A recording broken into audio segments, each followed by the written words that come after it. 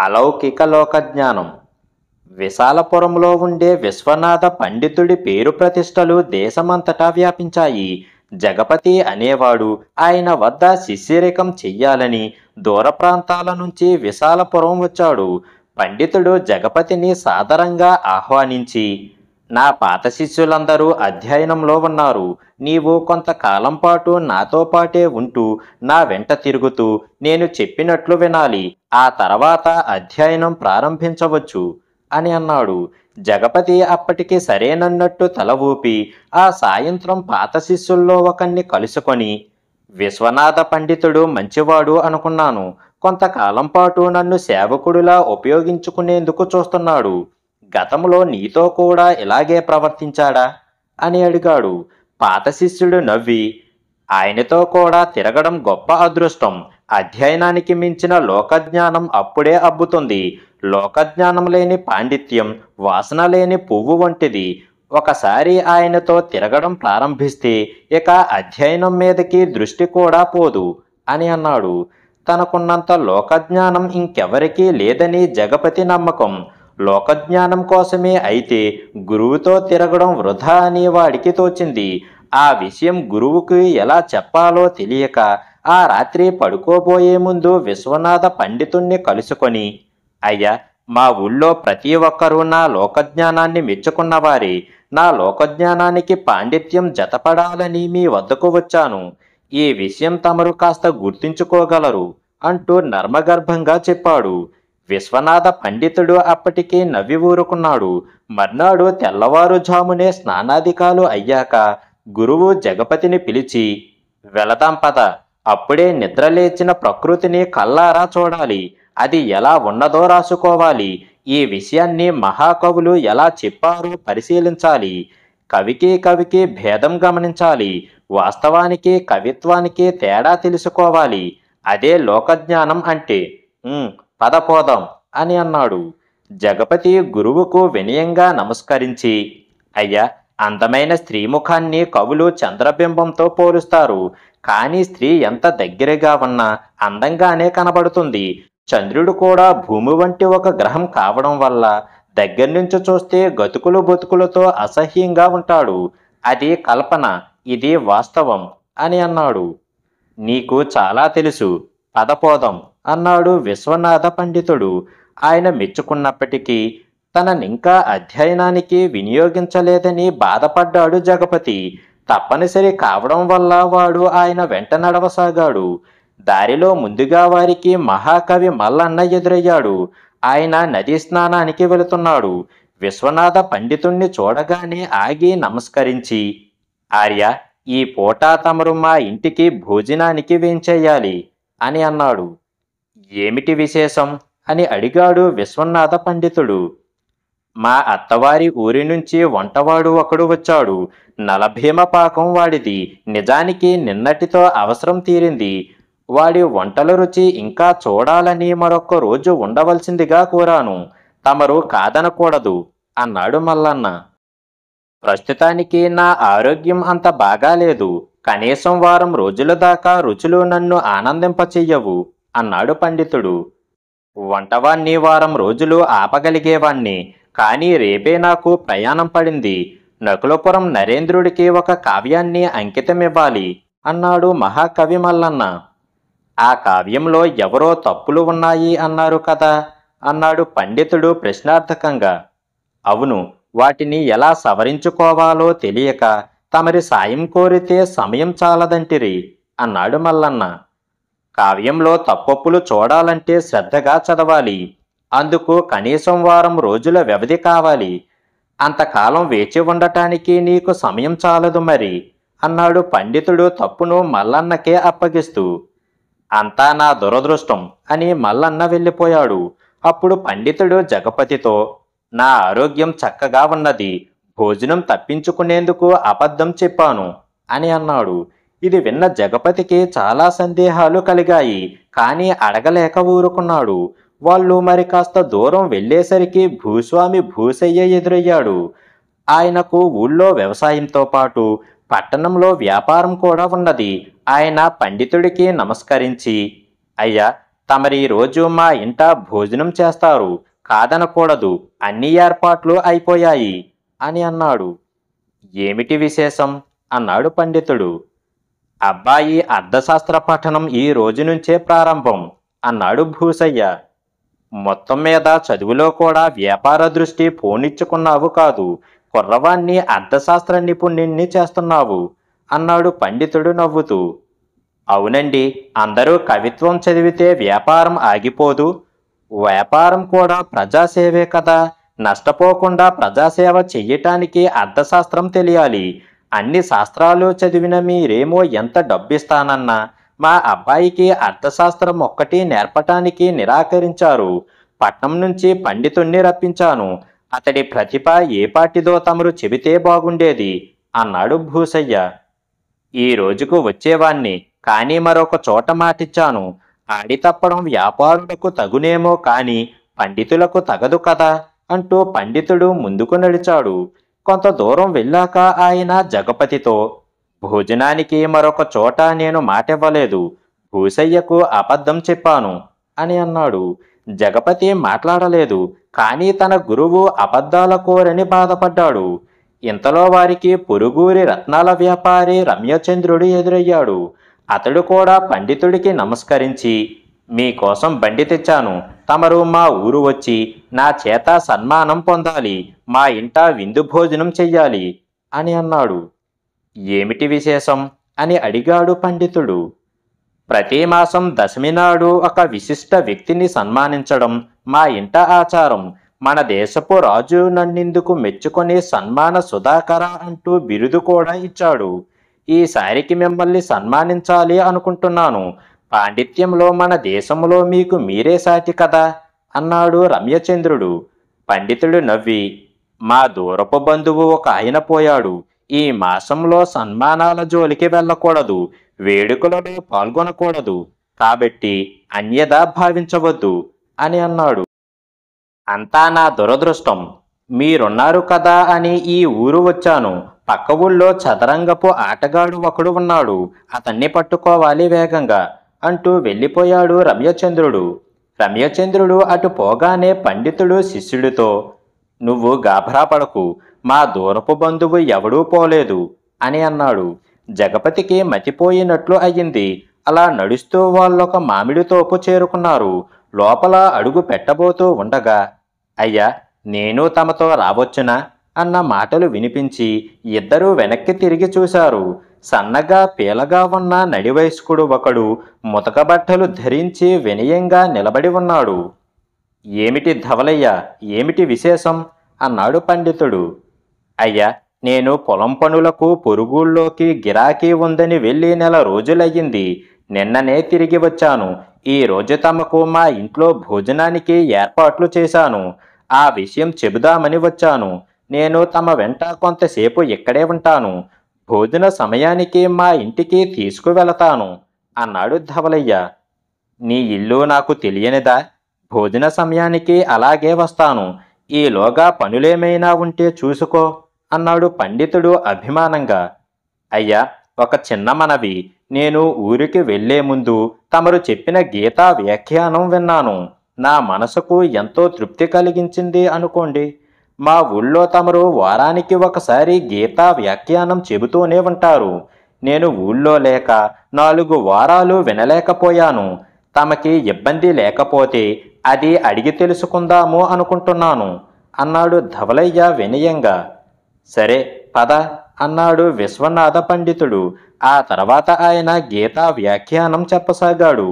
జగపతి ధవలయ్య శ్రద్ధగా వినసాగారు. చూస్తూ ఉండగానే భోజనానికి సమయం అయ్యింది. గురువు ఏదో అబద్ధం చెప్పి ధవలయ్యను వదిలించుకుంటాడు అనుకున్నాడు జగపతి. కానీ ఆయన శిష్యుణ్ణి వెంటబెట్టుకొని ధవలయ్య గుడిసె వద్దకు వెళ్ళి అక్కడ తృప్తిగా భోజనం చేశాడు. అక్కడ నుంచి తిరిగి ఇంటికి వెళుతున్నప్పుడు, నీ లోకజ్ఞానం నా గురించి ఏమనుకుంటున్నది అని అడిగాడు విశ్వనాథ పండితుడు జగపతిని. ముందు తటపటాయించిన గురువు ప్రోత్సాహంతో జగపతి, తమకు లోకజ్ఞానం శూన్యం అనిపిస్తున్నది. విందు భోజనాలను సన్మానాలను కాదని ఒక పూరి గుడిసెలో కడుపు నింపుకున్న తమరు లోకజ్ఞానం విషయంలో చాలా నేర్చుకోవాలి అని ధైర్యం చేసి చెప్పాడు. అందుకు విశ్వనాథ పండితుడు ఎంతో శాంతంగా, మల్లన్న తన కావ్యంలోని తప్పులు దిద్దుకోవాలని, భూసయ్య తన కొడుకు గురువుకు పరీక్ష పెట్టాలని, రమ్యచంద్రుడు సన్మాన సుధాకరుడు అన్న పేరు నిలబెట్టుకోవాలని నన్ను విందుకు పిలిచారు. ఆయా విషయాల్లో కూడా వారు నా కోసం ప్రయత్నించారే తప్ప నా మీద ఆధారపడలేదు. నేను కాకుంటే మరొకరు ఉన్నారు. కాయకష్టం చేసుకునే ధవలయ్య విషయం వేరు. అతడు నా పాండిత్యం కోసం నా సాన్నిహిత్యం కోరాడు. అతడు అడిగిన గీతా వ్యాఖ్యానం చెప్పడానికి మించిన విందు భోజనం నాకేముంటుంది? ఆ పూరి గుడిసె చేరుకునే ముందే నా కడుపు నిండిపోయింది. ధవలయ్య వంటి శ్రోతతో మాట్లాడటమే పండితులకు విందు భోజనం. సామాన్యులకు సంబంధించినంత వరకు నీకున్న లోకజ్ఞానం గొప్పది, కానీ పండితులకు ఉండేది అలౌకిక లోకజ్ఞానం, అది గుర్తుంచుకో అని అన్నాడు. జగపతి ఆయనకు చప్పున సాష్టాంగపడి, గురువర్య, ఇది నా మొదటి పాఠం. శిష్యుడిగా తమను సేవించుకుంటూ నేనింకా ఇలాంటివెన్నో పాఠాలు నేర్చుకోవలసి ఉన్నది అని అన్నాడు. ఆ క్షణం నుంచి వాడికి లోకజ్ఞానం తెలిసినవాడన్న అహం నశించింది. గోవిందరాజు చిట్కా. గోపాలపురంలో గోవిందరాజునే తెలివైనవాడు ఉండేవాడు. అతడి ప్రత్యేకత ఏమిటంటే ఎవడైనా ఎదుటివాణ్ణి లౌక్యంగా మోసగిస్తే ఆ మోసగించిన వాణ్ణి తిరిగి అదే లౌక్యంతో మోసపోయేలా చెయ్యడం. ఒకసారి సుబ్రహ్మణ్యం అనే పురోహితుడు సుందరశెట్టి ఇంట్లో కేదారనాథ వ్రతం చేయించాడు. వ్రతం పూర్తయ్యాక సుందరశెట్టి సుబ్రహ్మణ్యానికి స్వయంపాకం ఇచ్చి తాంబూలంలో దక్షిణగా రూపాయి పావలా పెట్టి నమస్కరించాడు. సుబ్రహ్మణ్యం ఆ అతి తక్కువ దక్షిణను బొడ్లో దోపుకుంటూ, శెట్టిగారు, 4 రూపాయలు ఇచ్చిన వరహా దక్షిణ ఇచ్చినట్టు అవుతుంది. బొత్తిగా రూపాయి పావలా మీ తాహతకు తగ్గట్టు లేదు అని అన్నాడు. శెట్టి నవ్వి, శాస్త్రిగారు, అచ్చి వచ్చిన పని చెయ్యడం మా తాతల కాలం నుంచి వస్తున్న ఆచారం. వాళ్ళ కాలం నుంచి 7 తప్పకుండా కేదారనాథ వ్రతం చేస్తున్నాము. అదే పూజ, అదే కథ, అలాగే అదే దక్షిణ ఇవ్వటం అచ్చి వస్తుందని మా నమ్మకం. అందుచేతే రూపాయి పావలా ఆనవాయితీగా ఇచ్చాను, ఏమీ అనుకోకండి అని అన్నాడు. పురోహితుడు సుబ్రహ్మణ్యం ఏమీ సమాధానం చెప్పలేక తిరిగి వస్తూ ఉండగా దారిలో తన ఇంటి వీధి అరుగు మీద కూర్చుని ఉన్న గోవిందరాజు కనిపించాడు. శెట్టి తనను తగిన విధంగా గౌరవించలేదని బాధపడుతున్న పురోహితుడు గోవిందరాజు దగ్గరకు పోయి అతడి పక్కన కూర్చొని తను శెట్టి చేత కేదారనాథ వ్రతం చేయించి వస్తున్నానని చెప్పాడు. గోవిందరాజు పురోహితుడు ముఖంలో ఏమాత్రం సంతోషం లేకపోవడం గమనించి, శెట్టి ఈ మధ్య వ్యాపారంలో చాలా లాభాల మీద లాభాలు గడిస్తున్నాడు. అయినా దక్షిణ బాగా ముట్ట చెప్పలేదా ఏం అని అడిగాడు. ఆ సంగతి నీకు చెబుదామని వచ్చాను. శెట్టి చచ్చిన పీనుక్కి శ్మశానంలో ఎన్ని కట్టెలు అవసరమవుతాయో అని లెక్కలు తయారు చేసుకొని కాస్త ఎక్కువ కట్టెలు కాలితే బిగ్గరగా ఏడ్చే పిసినుగొట్టు అచ్చి వచ్చిందని చెప్పి రూపాయి పావలా దక్షిణ ఇచ్చాడు అని జరిగింది చెప్పాడు పురోహితుడు. ఇది విన్న గోవిందరాజు ఆగకుండా నవ్వి, ఆ శెట్టి అచ్చి వచ్చింది కదా అని తాతల కాలం నాడు ఉన్న ధరలకే వస్తువులు అమ్మటం లేదు. శెట్టి తాత ముత్తాతల కాలంలో రూపాయి పావలాకు కుంచెడు బియ్యం వచ్చేవి. ఈనాడు 5 రూపాయలు. ఇప్పుడు శెట్టి ప్రస్తావించింది కేదారనాథ వ్రతం రూపాయి పావలా దక్షిణాకే చేయించిన మీ పూర్వీకుల గురించి. అందుచేత నువ్వేం చేస్తావంటే అంటూ రహస్యంగా ఏదో సలహా ఇచ్చాడు. పురోహితుడు ఆ సలహాకు చాలా సంతోషించి ఆ సాయంత్రం శెట్టి దుకాణానికి వెళ్ళాడు. కుంచెడు బియ్యం కొలిపించుకొని వెళ్ళిపోతూ శెట్టికి రూపాయి పావలా ఇచ్చాడు. శెట్టి ఆశ్చర్యపోతూ ఇదేమిటని అడిగాడు. శెట్టిగారు, మీరు మీ తాత ముత్తాతల కాలం నాటి కేదారనాథ వ్రతం చేయించుకొని నన్ను ఆ కాలం నాటి పురోహితుడిగా భావించి అచ్చి వచ్చింది కనుక వారిచ్చినట్టే రూపాయి పావలా దక్షిణ ఇచ్చారు. నేను ఆ రూపాయి పావలాను మీ తాత ముత్తాతల కాలంలోనే మార్చుకొని కుంచెడు బియ్యం తీసుకొని వెళుతున్నట్టుగా భావించాను. ఇది మాకు పౌరోహిత్యంలో తాతల కాలం నుంచి వచ్చింది అన్నాడు పురోహితుడు. సంగతి అర్థమై దుకాణం దగ్గర ఉన్న వాళ్ళందరూ పెద్దగా నవ్వారు. శెట్టి సిగ్గుతో తల వంచుకున్నాడు.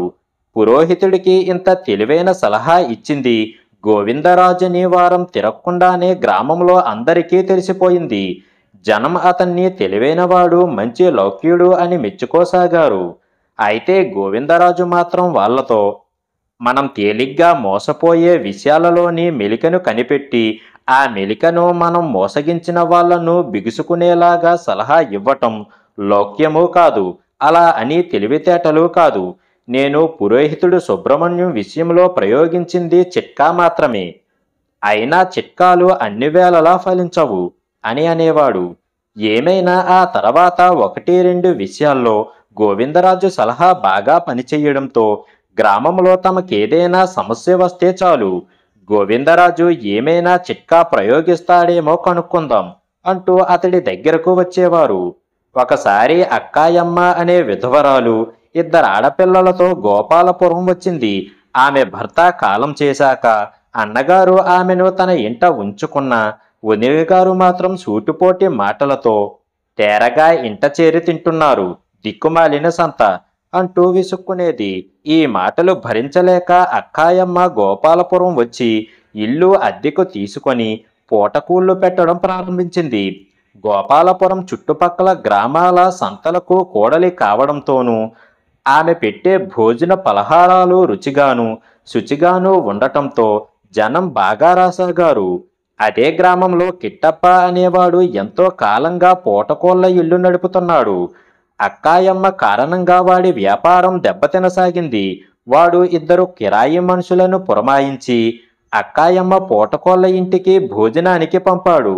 వాళ్ళు భోజనం చేస్తూ వెంట తెచ్చిన బొద్దింకలను పులుసు కూరలో వేసి బయటకు తీసి, ఏం కలికాలం, అన్నం అమ్ముకోవడమే పాపం, పైగా అందులో బొద్దింకలు, ఇలాంటి భోజనం పెట్టిన వాళ్ళు రౌరవాది నరకాలు అనుభవిస్తారు అని కేకలు పెడుతూ విస్తరి ముందు నుంచి లేచిపోయారు. దీనితో ఆ సమయంలో భోజనాలు చేస్తున్న వాళ్లలో కలకలం బయలుదేరింది. వాళ్ళు వంటకాలు తయారు చేసేటప్పుడు అజాగ్రత్తగా ఉన్నదంటూ అక్కాయమ్మను గట్టిగా చీవాట్లు పెట్టారు. కిట్టప్ప ఆ రోజుతో ఊరుకోక అవకాశం దొరికినప్పుడల్లా కిరాయి మనుషులను పంపి అక్కాయమ్మ పూటకోళ్ల ఇంటిని అల్లరిపాలు చెయ్యసాగాడు. ఒకరోజు అన్నంలో మేకులు వచ్చేవి, మరొక రోజు శాకాహారంలో ఉడికిన మాంసం ముక్కో చేప ముక్కో వచ్చేది. దానితో పూటకోళ్లకు వచ్చేవాళ్ళు తగ్గిపోసాగారు. ఇదంతా తనంటే ద్వేషం ఉన్నవాళ్లు చేస్తున్నారని అక్కాయమ్మ గ్రహించింది. ఆమె ఒకరోజు గోవిందరాజు దగ్గరకు వెళ్ళి జరుగుతున్నది చెప్పి ఏమైనా మంచి సలహా ఇవ్వమంటూ బావురుమన్నది. గోవిందరాజు ఆమెతో, యాచకుడికి యాచకుడే శత్రువు, అలాగే వ్యాపారికి వ్యాపారే శత్రువు. తన పూటకోళ్ల వ్యాపారం దెబ్బతిన్నదని కిట్టప్ప ఈ అల్లరి పనులు చేస్తూ ఉండాలి. నువ్వొక పని చెయ్యి, గుండప్పతో మాట్లాడు. వాడికి నా అన్న వాళ్ళు లేరు, 10 మందిని తన్నగల సత్తా సాహసం ఉన్నది. వాడు కూలి పని చేసుకొని నిజాయితీగా పొట్టపోసుకుంటున్నాడు. వాడికి నువ్వు డబ్బులు పుచ్చుకోకుండా భోజనం పెట్టు, వాడు నీకు రక్షా కవచం అవుతాడు అని అన్నాడు. అక్కాయమ్మ గుండప్పకు కబురు చేసి వాడితో, మగదిక్కు లేకపోవడంతో నేను అందరికీ అలుసయ్యాను. ఎవరో నా పూటకోళ్ల ఇంటికి చెడ్డ పేరు తేవాలని భోజన పదార్థాల్లో అవి ఇవి కలుపుతున్నారు. నువ్వు నాకు అండగా నిలబడు, నేను నీకు ఉచితంగా భోజనం పెట్టి తృణమో పనమో ఇచ్చుకుంటాను అని అన్నది. ముందు గుండప్ప అక్కాయమ్మ తనను కిరాయి గూండాగా భావించిందని మండిపడ్డాడు. తర్వాత గోవిందరాజు సలహా ఇచ్చాడని విని శాంతంగా ఆలోచించి అందులో తనకేదో మేలున్నదని సరేనన్నాడు. ఆ తర్వాత వారం తిరగకుండానే గుండప్ప అక్కాయమ్మ ఇంట చేరాడు. వాడక్కడ ఉచితంగా భోజనం చేస్తూ వంట పనుల్లో అక్కాయమ్మకు సాయపడసాగాడు.